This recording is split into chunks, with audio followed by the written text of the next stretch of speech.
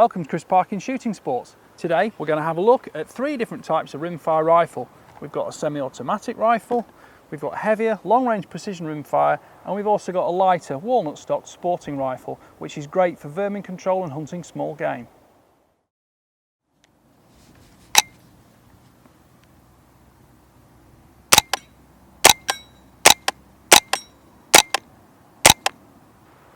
This is a Smith & Wesson MP 1522. It's a semi-automatic rifle and it uses a 25 round magazine. The magazines are in large banana shape like this, so it looks like an AR-15, and although this one is blue platinum colour, they're available in black and in flat dark earth and in also a colour called Muddy Girl, which is actually pink and black. These are based around the AR-15 format, so you've got an extending stock like this, you've got T-handle cocking on the back, the controls on the side are the same as an AR-15. There's a safety catch here allowing you to make the rifle safe and fire. There's a full-length Picatinny rail on top allowing you to mount scopes as easily as you like. There's a handguard and there's also M-lock on the handguard for accessories. This rifle comes with a short piece of Picatinny rail which allows you to add a bipod like this one on the front, this Atlas. This is screw cut on the barrel, so you can add a sound moderator or muzzle brake if you really want to, but the joy of 2.2 rimfire is it's very quiet and very economical to shoot, so with the sound moderator on you really aren't disturbing many people at all. The magazine loads in a single column, one at a time, at the top like this. It's always better just to ease the spring pressure as you're loading them, but don't drop it all the way down and throw them all in because they will tend to jam because the rims overlap. Magazine slots in the bottom here, and there's a magazine release button on the side there. But to actually load the rifle now, you can pull the T-handle back and release it and it will spring forward, or on the opposite side there is actually a bolt release catch, and when I press that the bolt will slide forward, load the round, and it's ready to fire.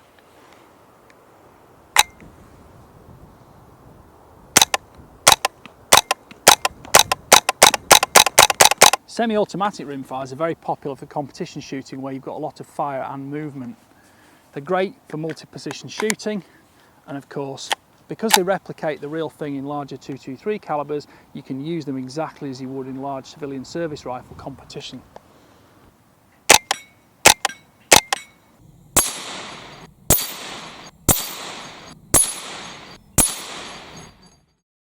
Something like the CZ457 is a great rifle for longer range precision shooting. It's a heavier gun, heavier barrel, the stock has more adjustability, we've got a cheek piece and we've also got a recoil pad we can change positions on. It's a standard 457 format, so we can actually change barrels and calibers in it within the range, which is 2.2 rimfire, 2.2 WMR or 17 HMR. The magazines are a conventional type shared across the whole CZ range. This is a 10 shot, but it comes with a 5 shot. Same thing though, it loads from the top vertically, one at a time, either 5 or 10 rounds. Being a bolt action rifle, it's one shot per bolt operation.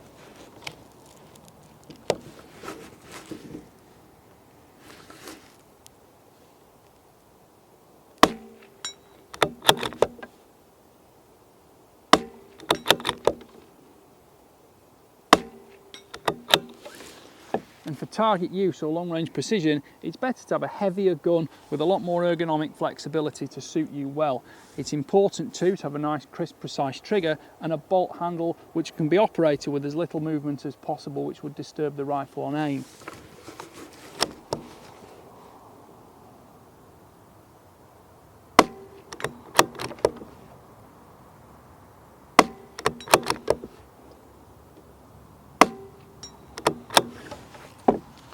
The mags drop out, we can have spares, we can easily replace them. Most rimfire rifles do come screw cut for a sound moderator, and adding one does minimise noise to a huge extent, making it far more sociable to shoot one of these, and you don't need ear defenders either. Something like a bipod is a great addition to any rimfire, makes it more stable for prone shooting or when you've got a support surface to shoot from. Factors like this LRP, where you've got a butt hook and an underside rail here, you can add a monopod for more precision aiming solutions and fine adjustment of elevation. It's also great when you're shooting with just your hand underneath because you can actually control elevation by squeezing your hand like this. The larger grip means you can put thumb over the top or thumb round the side.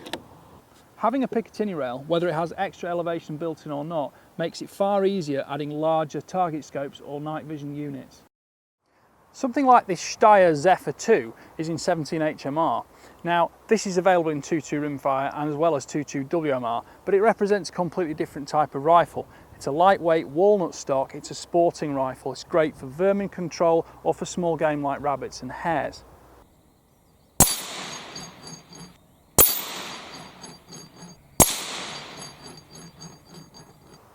In a hunting environment, a lighter rifle is a far more beneficial factor because you've got to carry it around. You've got to make improvised shots from maybe from sticks or a bipod or leaning on a fence post or a gate, something like that. Something like this rifle with a beautiful walnut stock, it's warm to the touch, it looks great, but it is easy to damage and you may want something like a lightweight synthetic stock on a similar action and similar barrel to make sure it's more tough and durable for the lifetime it's going to last. This one, as I said, is in 17 HMR, so you have a much smaller bullet, 17 grain, 17 caliber, doing 2,500 feet per second instead of the 40 grain soft lead bullet of the 2.2 LR, which is only doing about 1,050 feet per second. Because of the speed, you get a lot flatter trajectory, and it's also better in crosswind conditions.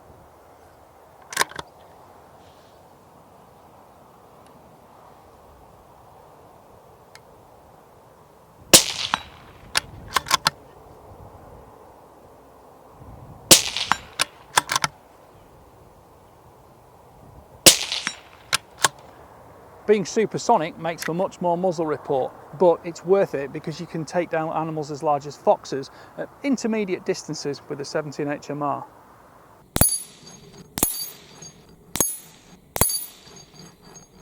For all your hunting shots, practicing from sticks and other real-world conditions, being able to use a rimfire, which is similar to your centerfire rifle, to practice is much cheaper because the ammunition cost is far lower. The principles are all still the same, and of course you can practice trajectory and longer distance shooting without as much physical space required to do it. That's one of the great advantages of rimfire that's too often ignored. Well, thank you for watching. Please like, subscribe and comment, and don't forget to click the notification bell so you can see my weekly uploads. Thanks for watching. Bye for now.